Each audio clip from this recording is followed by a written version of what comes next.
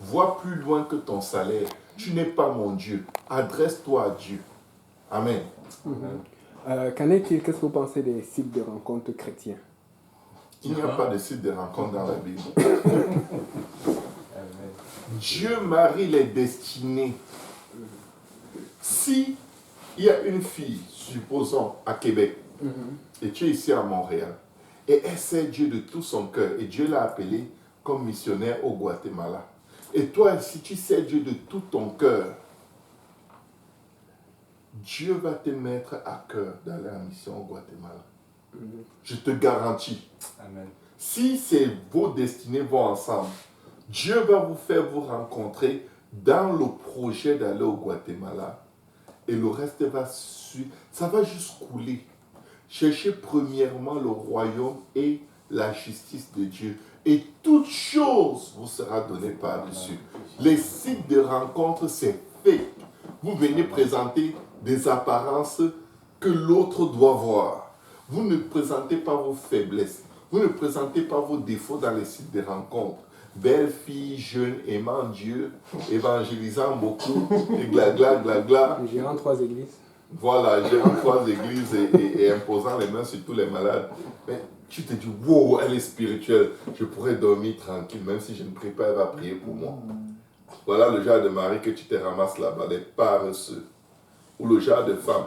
Oh, je pourrais en fait. Je n'ai pas besoin de jeûner. Il jeûne, il prie. Genre, site de rencontre. Je jeûne 45 jours par 3 mois. Femme de pasteur. Je dis que, mais attends. Oui. Oui, ok, une autre question importante. Les rapports sexuels. Il y a un problème de satisfaction de l'homme envers la femme, et dans notre problème, il y a aussi un problème de séparation de la femme envers l'homme. Comment gérer ça là? On sent que c'est pas assez, Mais ce n'est pas... si vous y allez comme le coq et la poule de façon spontanée, ça ne va pas marcher. La qualité dans l'intimité sexuelle dans le couple vient de la qualité de votre relation. Ça vient vraiment de votre amitié, pas de votre désir sexuel. Le désir sexuel, c'est un désir qu'on ne peut jamais vraiment combler. Mais l'amour et l'amitié, ça fait que un désir naturel vous emporte. C'est un désir qui est plus pur que le désir hormonal de l'un et de l'autre. C'est un désir qui est littéralement conduit par l'amour de Dieu qui vous anime. Les gens se battent pour avoir des rapports sexuels normaux. Mais leur relation n'est pas normale. Ils se critiquent tout le temps, critiquer. Après, ils arrivent au lit. Fais-moi l'amour. Tu fais l'amour, c'est le cahier. C'est un exercice. C'est les mathématiques. Comment ça veut te faire l'amour? J'ai encore des critiques qui tournent dans mon sang. Mes nerfs, mon système nerveux encore troublé. Je fais quoi? Je ne peux pas. Ça n'accroche pas, je n'arrive pas. Je n'ai même pas l'impression que tu es une femme. Vous voyez? C'est juste pour dire, si tu n'es pas préparé dans ta simple relation humaine avec ton partenaire à être des amis, vous n'allez jamais avoir un équilibre affectif au niveau sexuel. Oh ouais, vas-y. Oui, frère Jeff. Est-ce que c'est vraiment important pour le ministère, la destinée spirituelle de l'homme et de la femme, pour savoir s'ils sont faits pour se marier l'un l'autre? Mais est-ce que la personnalité aussi compte pour cela? Est-ce que La personnalité, est-ce que la compatibilité de la personnalité de l'un et de l'autre? absolument, cela va de soi. Vous ne pouvez pas avoir des personnalités incompatibles et avoir une même destinée. Je vais dire non. Dieu te donnera toujours quelqu'un que tu peux supporter. La compatibilité, c'est l'habilité de te mettre à la place de l'autre pour aider la personne à être une meilleure personne aux yeux de Dieu. Pas à tes yeux, pas selon tes désirs. Et c'est une aptitude. Regardez, le Seigneur Jésus est compatible à nous tous. Pourtant, nous sommes très différents. Devine quoi? Quelqu'un qui se bat pour ressembler à Jésus est compatible à presque tout genre de personnes.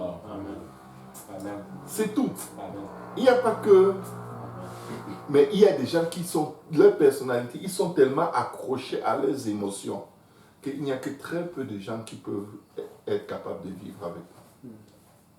Parce qu'ils ont un caractère tellement difficile émotionnellement, géré par leurs émotions, géré par leur humeur.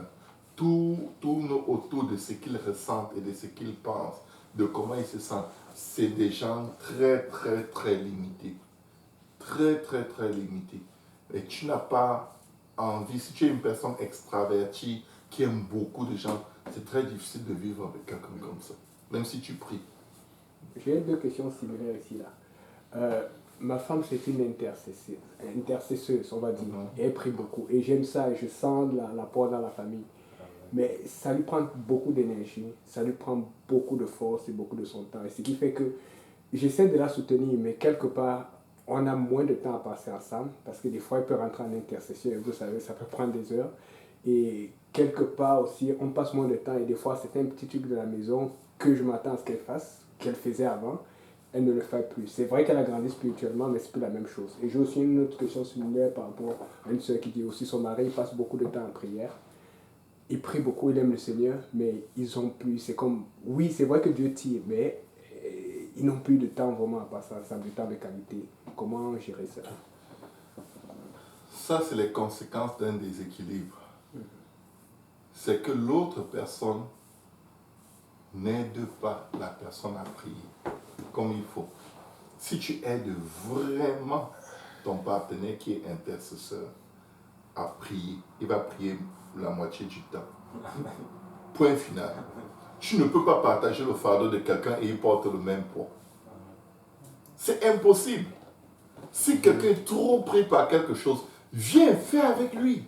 Amen. Et tu vas couper le temps qu'il met là-dedans et devine quoi? Ce temps gagné, voilà, le passer ensemble. Tu peux dire que je l'aide, mais tu l'aides selon ta mesure. Tu dois l'aider selon la mesure de son fardeau. Amen. Si je veux soulever, si j'ai du mal avec 100 kilos, tu viens, tu m'aides, tu prends juste 10 kilos. J'ai quand même 90, mais prends 50 kilos. J'aurais réglé le problème vite.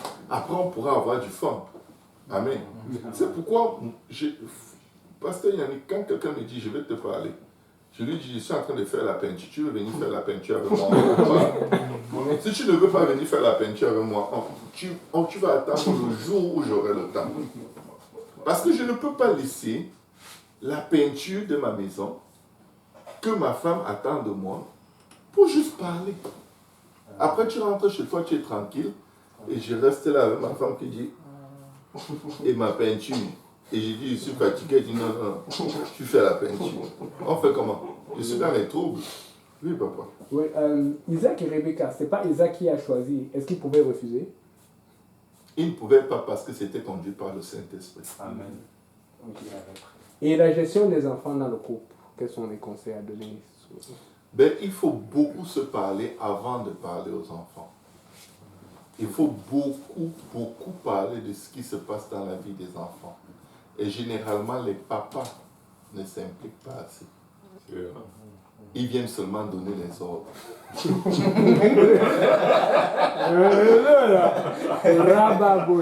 Lavez l'enfant.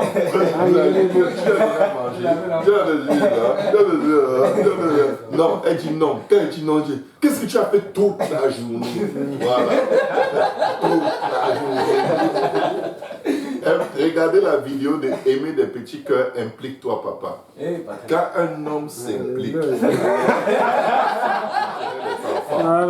ça fait de laisser telle responsabilité uniquement à la femme, en dehors de l'allaitement et de l'enfantement.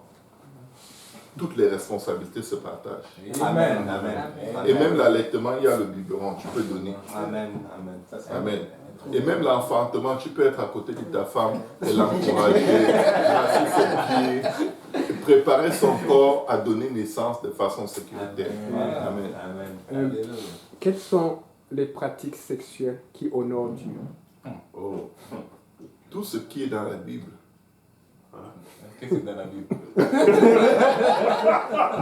Je vais aller La très question est plus clairement. dans le sens là où on voit beaucoup de choses dans le passé qu'on a connues. Tout ce On qui peut se pas faisait tout à faire. Sodome et Gomorrhe Amen. va amener le feu de Sodome et Gomorrhe sur votre maison. Ah, ok. Ah oui, C'est plus Que ce clair. soit clair. Au nom de Jésus. Sodome et Gomorrhe, c'est Sodome et Gomorrhe. Amen. Les conséquences sont dans la Bible. Mhm. Si tu veux que ça tombe sur ta maison, copie. Amen. Amen. Tout ce qui est de Sodome et Gomorrhe n'entre pas dedans. Amen. Si tu veux vivre pour Dieu, Alléluia. c'est tout ce que je peux te dire. Amen. Ok.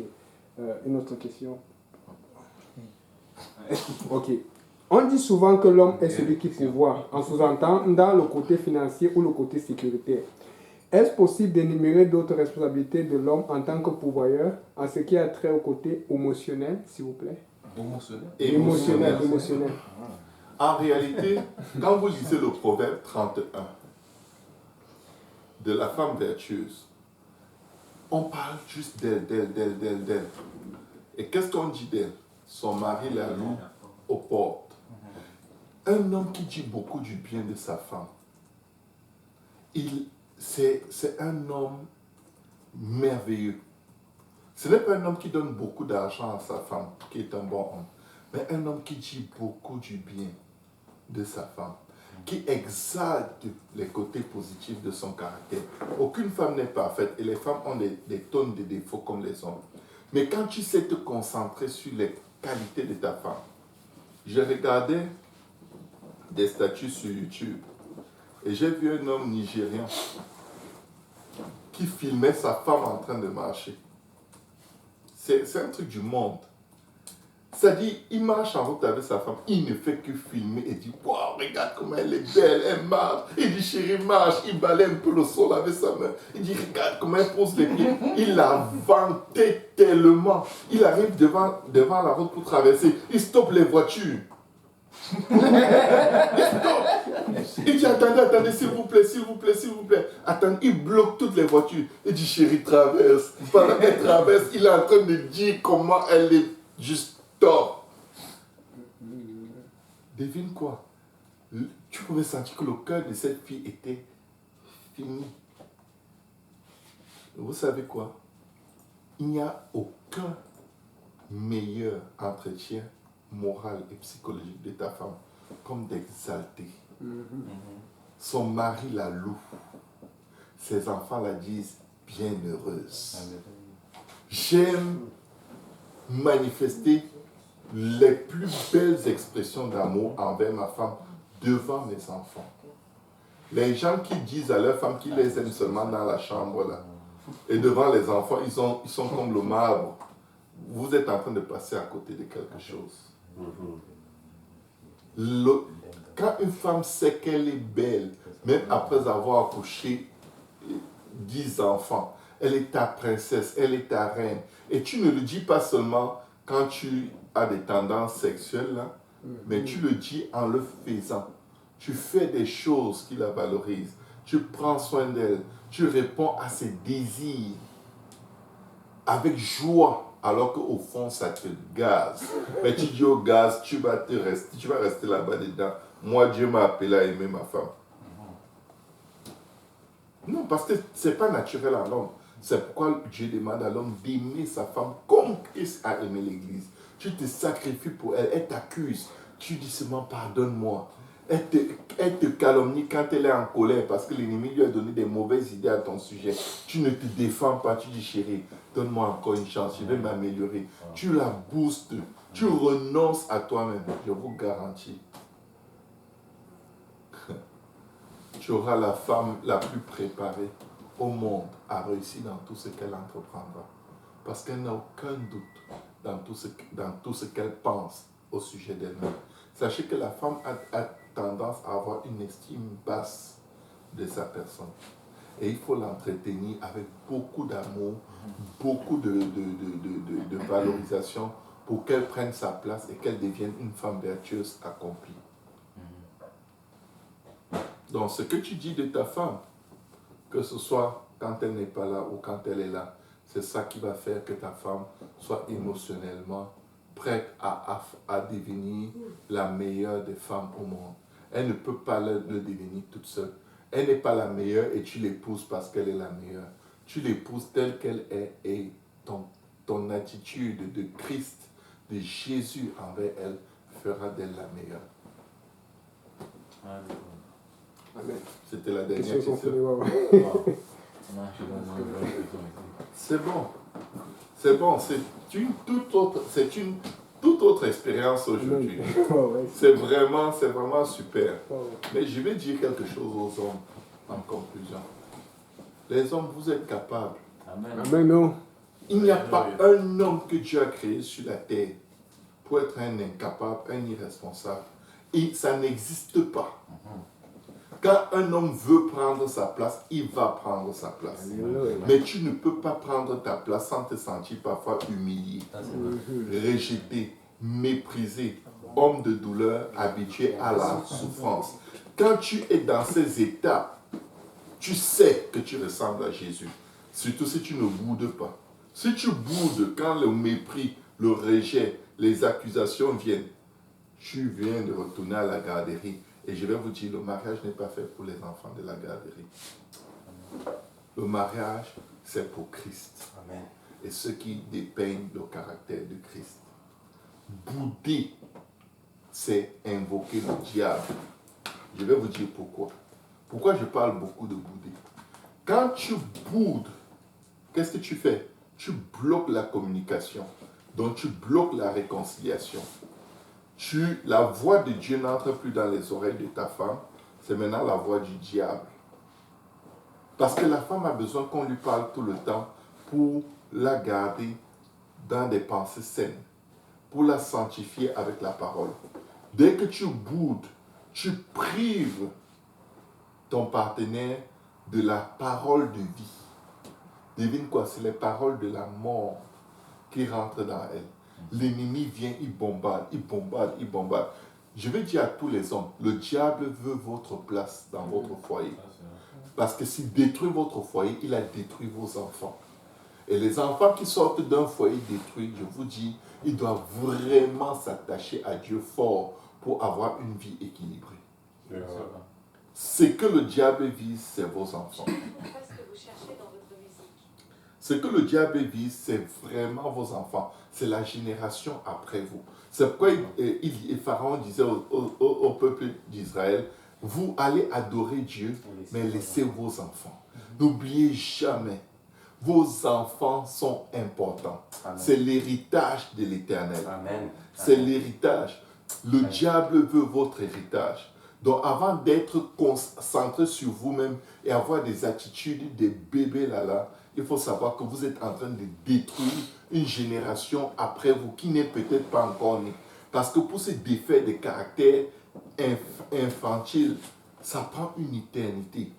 Donc il ne faut même pas les commencer pour chercher à les abandonner. Il ne faut juste pas les accepter.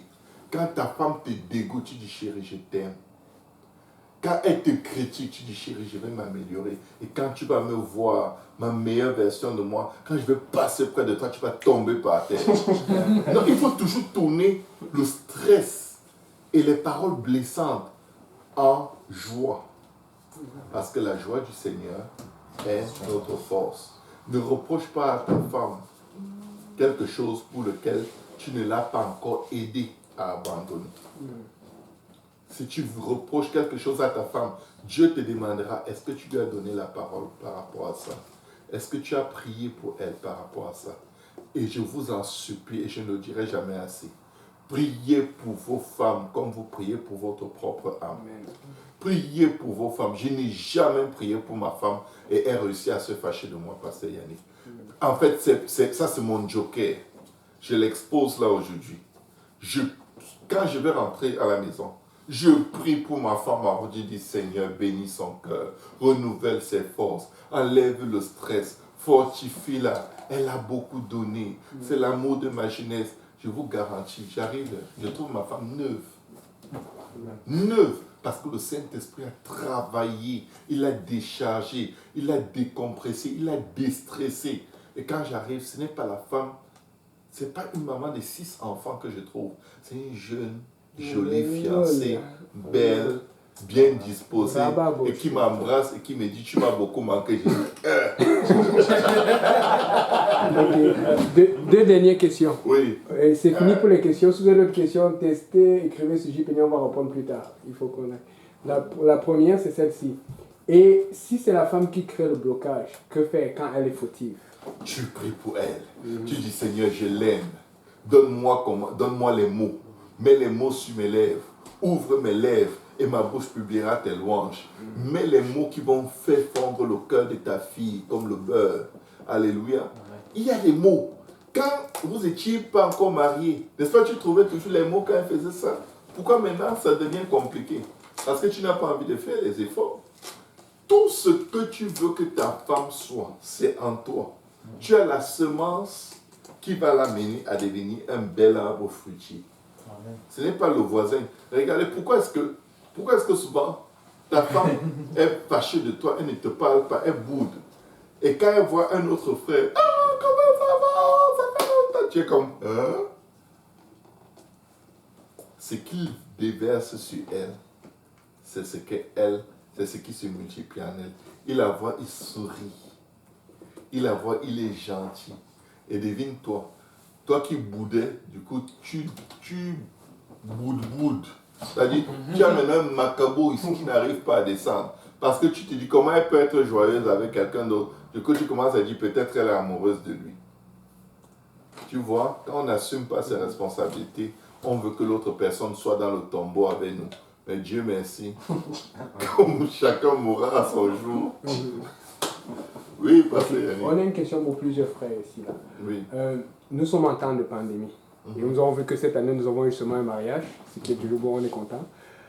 Mais là, les tactiques ont changé parce qu'avant, on écoutait les conseils du pasteur, observation, mais il y avait beaucoup d'activités, les services, les conférences et tout. Mais là, maintenant, il y a la distanciation. Et donc, déjà, il faut venir avec des masques. Et même quand tu veux venir, maintenant, on te voit parce que c'est 2 mètres.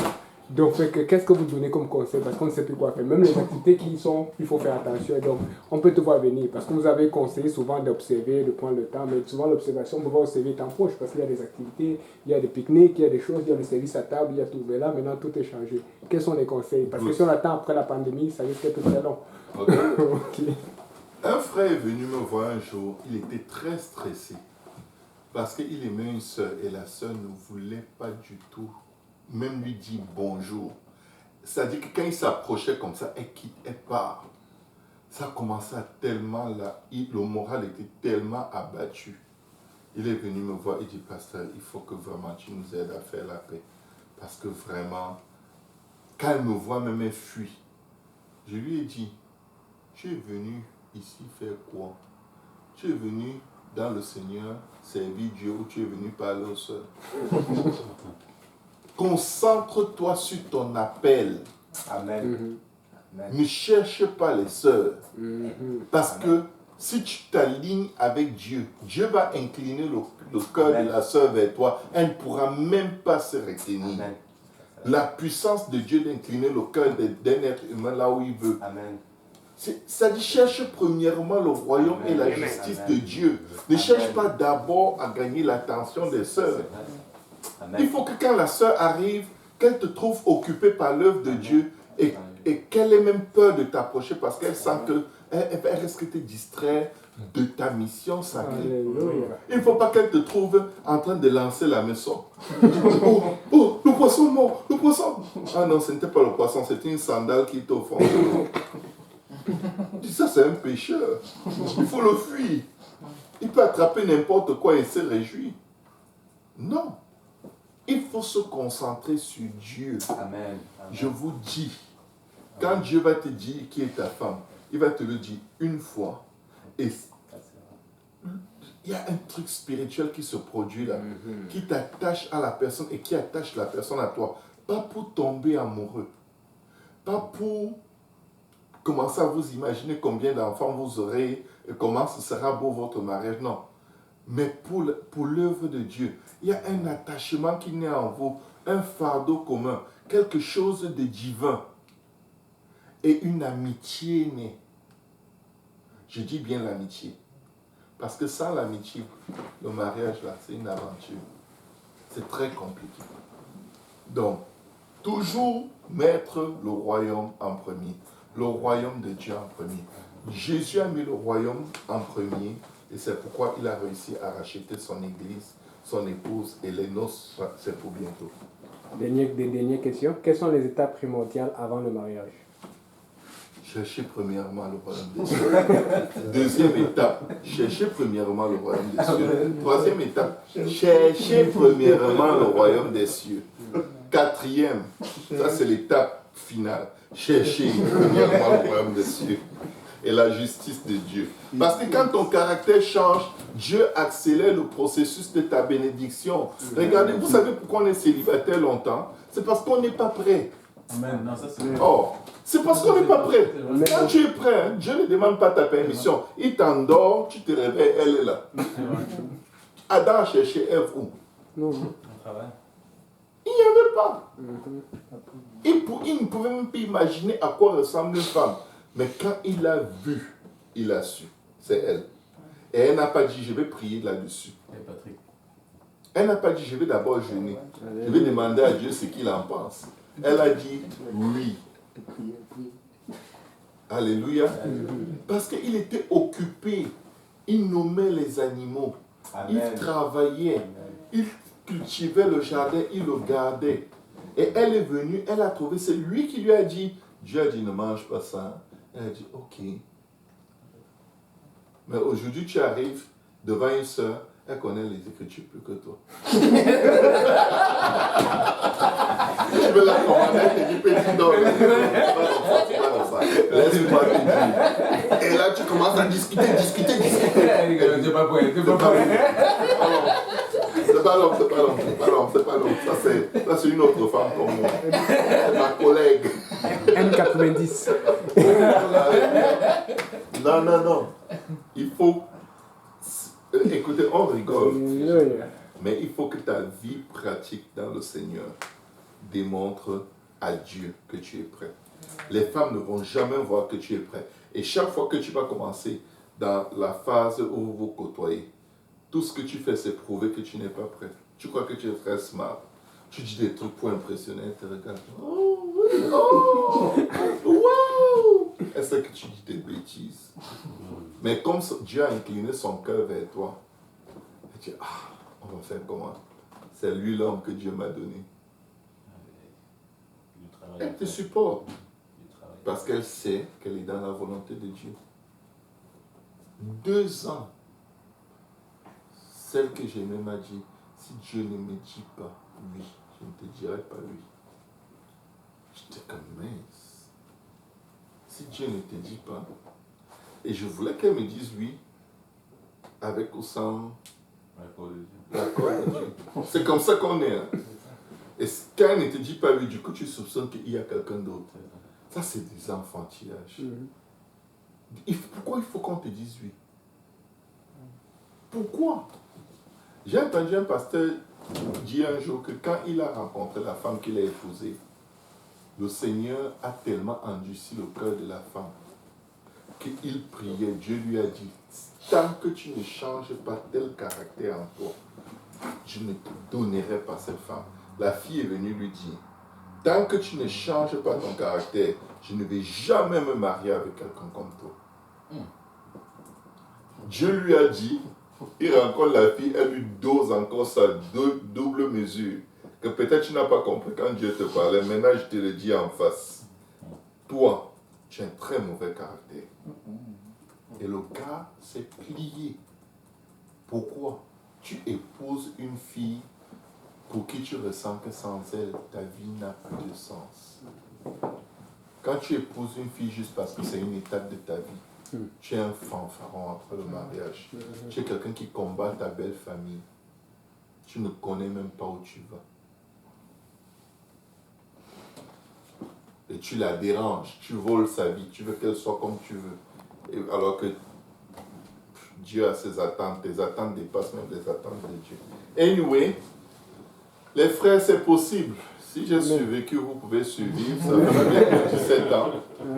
17 ans que je suis marié. C'est presque l'âge d'un enfant qui va à l'université. Et je peux vous dire, c'est la plus belle expérience de ma vie. Amen. J'en ai fait voir de toutes les couleurs à ma femme. Que Dieu me pardonne et que vraiment Dieu m'aide à vivre de sorte qu'elle ait la meilleure expérience de sa vie aussi avec moi. Mais si c'était à refaire, je me remarierais avec la même personne. Ça là, c'est sûr. C'est sûr. Elle a mis la barre très haute. C'était une évangéliste. C'était une gagneuse d'âme. Amen. Je vous dis, là, quand je regardais ma femme, je me sentais derrière. Derrière. Elle poussait, elle priait, elle intercédait. Elle gagnait les collègues, elle gagnait les amis, elle gagnait tout ce qui bouge autour d'elle. Elle parlait de Dieu aux gens dans le train. Et j'étais amoureux de ce qu'elle faisait et non pas d'elle. Et c'est ce qui arrive très souvent. Tu es amoureux du ministère de quelqu'un, mais pas de la personne. Dès que tu connais vraiment la personne, tu es comme non. Mais j'ai appris à aimer la personne. Parce qu'elle était tout ça, mais elle savait bouder des semaines. Et ça là, ça me tuait. Jusqu'à ce qu'un jour Dieu me dit, si tu veux qu'elle soit joyeuse, puise la source de sa joie en toi et donne-lui l'eau de joie que j'ai mis en toi. J'ai appris à rendre ma femme joyeuse. J'ai appris à m'humilier, à laisser qu'elle ait raison. Si c'est ça qui va la rendre heureuse, s'il te plaît chérie, aie raison et dormons bien. Au lieu que moi j'ai raison et qu'on passe des semaines comme des zombies dans la maison. Si Jésus revient, quelqu'un va rater l'éternité. Moi je vais aller au ciel. Donc, vous êtes capables, vous êtes tous des bons hommes, vous avez le meilleur encadrement. Les choses que je partage avec vous, je ne les ai jamais eues avant de me marier. C'est après le mariage que j'ai commencé à découvrir dans quoi je m'étais embarqué. Et j'avais déterminé une chose, je ne vais jamais mêler ma famille à problème de mon couple. Je ne vais jamais appeler mon père, je ne vais jamais appeler ma mère, je ne vais jamais appeler mes frères et mes soeurs pour les mêler aux problèmes de mon couple. C'est une abomination au pied de l'Éternel. Je vous le dis, c'est une abomination. L'homme quittera son père et sa mère et s'attachera à sa femme. Ça veut dire que tu ne peux pas aller chercher des conseils pour ton mariage dans ta famille. Tu ne peux pas aller chercher la direction pour ton mariage dans ta famille. Ce n'est pas qu'ils vont te donner forcément des mauvais conseils, mais je te dis, c'est contre la parole de Dieu, c'est contre l'ordre établi par Dieu et ce n'est pas la meilleure façon. Même s'ils te donnent des bons conseils, ils ne t'ont pas donné le conseil avec l'esprit qui doit l'accompagner. Parce que l'esprit qui accompagne un couple doit être un esprit objectif, doit être un esprit qui vise le royaume. Mais la plupart des familles visent le bonheur de leurs enfants, même au détriment de leurs partenaires. C'est pourquoi tu ne vas pas dans ta famille avec des problèmes de couple. Oh, quelqu'un va dire, mais ils peuvent nous donner des conseils. Je vais vous garantir, ton époux n'a pas épousé ta famille. Ton épouse n'a pas épousé ta famille. Ton époux a épousé ta personne. Quand tu vas dans ta famille chercher des conseils et de la direction, tu veux forcer un être humain à épouser une famille qui ne la connaît pas, qu'elle ne connaît pas, et ça ne va pas marcher. Tu vas venir appliquer les conseils de ta mère sur ta femme, alors que ces mêmes conseils, ta mère n'a pas pu l'appliquer dans son mariage. Ce n'est pas bien, c'est très mauvais. Il faut apprendre à vous tourner vers Dieu qui est auteur du mariage. Avant même d'aller voir le pasteur, il faut que vous alliez chercher Dieu, demander conseil à Dieu, prier Dieu. Et quand vous venez même voir le pasteur ou votre parrain ou votre marraine, dites-leur, nous avons prié là-dessus et voici ce que Dieu nous a dit. Est-ce que tu peux nous éclairer dans les Écritures? Amen. Il faut toujours éprouver ce qu'on croit avoir reçu de Dieu. Parce que Anania et Saphira en ont payé les frais. Mais allez d'abord voir Dieu. N'allez pas d'abord voir le pasteur. N'allez jamais chez vos parents. Jamais. Ce n'est pas dans la... C'est anti-biblique. allez voir Dieu. Amen. Parce que vous êtes mariés l'un à l'autre et non pas l'un à la famille de l'autre. Chaque famille veut qu'on traite son enfant d'une façon bien précise. Donc, ce n'est pas la peine d'aller voir la famille. Parce que la famille va donner sa pensée et son esprit de famille. La famille peut te donner la parole de Dieu. Les parents peuvent donner de bons conseils. Mais je vais vous dire quelque chose. Allez voir celui qui a mis ses conseils en pratique. Souvent, les gens donnent des conseils qu'eux-mêmes n'ont pas pu mettre en pratique. Parce qu'ils ne connaissent pas le prix à payer pour accomplir les conseils qu'ils vous donnent. Et ils vous donnent ces conseils et ils vous forcent à les mettre en pratique alors que vous n'êtes pas prêt. Et ce n'est pas mal intentionné, les conseils de la famille. Ce n'est pas du tout mal intentionné. Mais Dieu seul sait à quel point vous êtes prêt d'agir, de vous changer, de vous améliorer d'une façon ou d'une autre. Donc apprenons à aller voir Dieu. Je ne suis jamais allé à la croix de Jésus pour mon mariage, pour ma maison, sans recevoir un conseil, une inspiration divine. Parce que Jésus revient bientôt et Jésus revient pour une église qui a la foi, pour un peuple qui s'humilie et qui le cherche. Amen. Il dit, invoque-moi, je te répondrai, je te montrerai des choses cachées que tu ne connais pas. Cela s'applique même au mariage. Cela s'applique même à l'intimité dans le mariage. Tu invoques Dieu, Dieu va te répondre et Dieu te montrera les choses cachées par rapport à ton mariage que tu ne connais pas. Je vais vous dire une chose, les compromis dans le mariage ne vont jamais aider ton partenaire à t'aimer. Les compromis donnent plus d'espace à Satan dans le mariage. Les compromis pour plaire à ton partenaire plus qu'à Dieu ne donnent que plus d'espace à Satan. Personne ne change parce que tu as fait des compromis et péché contre Dieu et péché contre le peuple de Dieu pour soi-disant sauver ton mariage. On ne sauve pas un mariage. Un mariage, ce n'est pas une personne. Un mariage, c'est une institution divine qui ne peut marcher qu'à la façon et par la parole de Dieu. Amen. On ne sauve pas un mariage, on sauve les âmes. Amen. Si tu es sauvé, ton mariage va être sauvé et ton partenaire va finir par être sauvé parce que tu t'es tenu ferme sur la parole de Dieu. Quand tu te tiens ferme sur la parole et les voies de Dieu, Dieu agit dans le cœur de ton partenaire. Amen. Tous les autres compromis, pour soi-disant, peut-être en faisant ça, il va changer. Tu ne peux pas t'éloigner de Dieu pour que quelqu'un change. Tu ne peux pas. Ce n'est pas une doctrine biblique. Ça, c'est une déception de l'ennemi. Tu ne peux pas. Tu ne peux pas parler mal contre l'Église, contre le peuple de Dieu, avec quelqu'un qui parle mal pour que la personne change. Tu es en train de te mettre le doigt dans l'œil jusqu'à l'omoplate. Imaginez un peu un doigt qui passe par l'œil jusqu'à l'omoplate. C'est ça que tu es en train de faire et ça ne va rien donner. Il faut se tenir ferme et lever les yeux vers la montagne d'où te viendra le secours. Quelle que soit ta bataille, tiens ferme parce que ce n'est pas toi qui combattras dans ces combats, c'est l'Éternel qui combattra pour toi. Amen. Amen. Gloire à Dieu. Donc, s'il n'y a plus de questions, que Dieu vous bénisse. Est-ce qu'ici il y a encore des questions? Émeric, plus de questions? C'est toi qui as eu la révélation de la soirée. Amen. Alléluia. C'est le diable qui n'aime pas qu'on l'accuse. Alléluia. Dieu n'a pas de problème à être accusé. Il prend son temps et il rend justice. Amen. Amen. Soyez tous bénis. Amen. Alléluia. Pasteur Yannick, je te redonne la parole. Ok. On va prier. Seigneur, merci pour cet enseignement. Merci de nous avoir bénis. Merci de nous avoir, papa. Nous venons remettre le frère Patrick et la sœur Joanna entre tes mains, papa. Nous confessons la réussite totale de leur mariage. Nous confessons, papa, deux personnes qui prient, qui intercèdent ensemble et qui se partagent le fardeau les uns les autres. Nous prions pour que ta main soit sur eux pour leur brillant et puissant mariage la semaine prochaine. Nous crions ton nom sur nous. Nous crions ton nom sur toutes celles et tous ceux qui sont en ligne, papa. Que tu les touches et tu les diriges. Nous invoquons ton nom. Nous implorons ta bonté, ta puissance au nom de Jésus. Que tout le monde dise au nom de Jésus. Au nom de Jésus. Amen.